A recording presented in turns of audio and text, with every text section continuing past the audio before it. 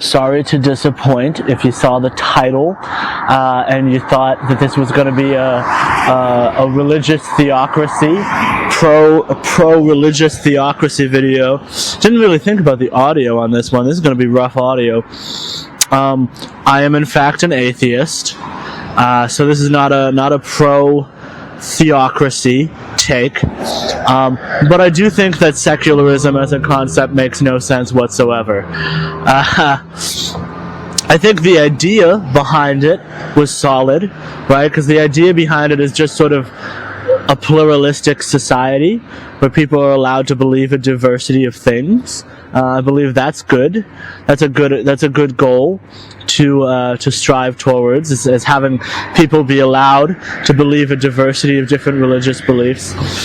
But in practice, the concept of secularism doesn't work. Because for one thing, you call it the separation of church and state, right? Functionally, that means the separation of ideas and state, because all religion is an idea. It's all just sets of ideas. So you're creating a separation of ideas and state. How on earth does that work, right? Well, I'll tell you how it actually works in practice, is if you get a large enough group of people together who believe the same idea, they can register that idea with the government, and then sort of self-advocate for various forms of religious liberty on the grounds of their belief, right? So all the major ones are typically registered: Christianity, Islam, Judaism, what have you, with the government, because there's a significant enough portion of the population that believes those things. Outside of that, it doesn't make sense, right? Because you're trying to get a large group of people in order to get it registered, but the whole point is that it's supposed to protect smaller groups of people, right? The whole point is that if you're not the majority religion, you should still have some amounts of rights, some amount of liberties, right? So there's that fundamental problem. The other fundamental problem on the other side is that it's really, really easy to get a group of people together to start a religion that isn't a real religion, right? Pastafarians, people who pretend to believe in a giant flying spaghetti monster, did a version of this where they got registered with the government as a real religion, and they actually made it so that in many states you can wear a spaghetti strainer on your head in your driver's license photos. As like kind of a prank, I guess, right? You can wear a spaghetti strainer in your driver's license photos. That seems like the registration process there probably a little bit broken if it's that easy, right? Now, some of these exceptions were created with like good intention, right? Like if you're talking about driver's license photos, maybe they want people to be allowed to wear a burqa in the driver's license photo because of religious liberty, right? It's their religious freedom. But at the same time, that very clearly makes it more difficult for that driver's license photo to do what it's supposed to, right? It makes it more difficult for somebody to identify you.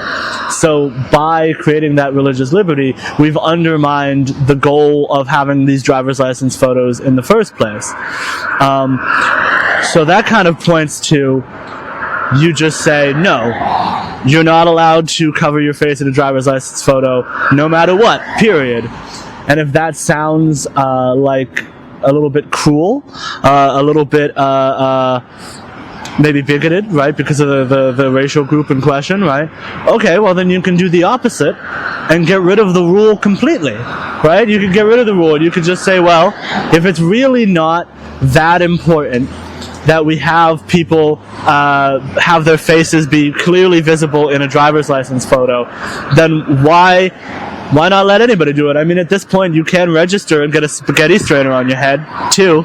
So why not let somebody wear a fucking hat? So that's a place where secularism seems to make no sense to me as a concept. And then another place is in the conversation around school choice, right?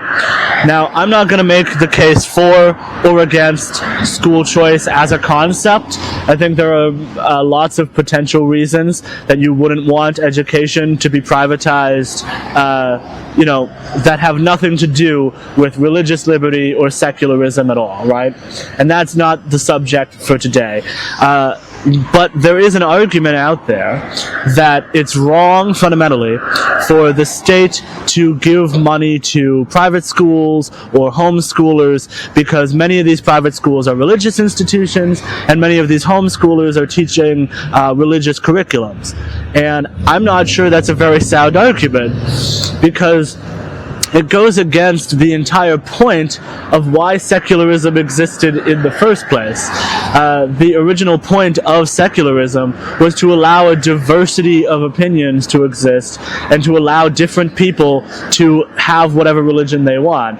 And instead, we're trying to have a sort of a monopoly on what gets taught in schools, a monopoly on what sort of education a young person is allowed to get, and we're not allowing for people to teach their various religions, right?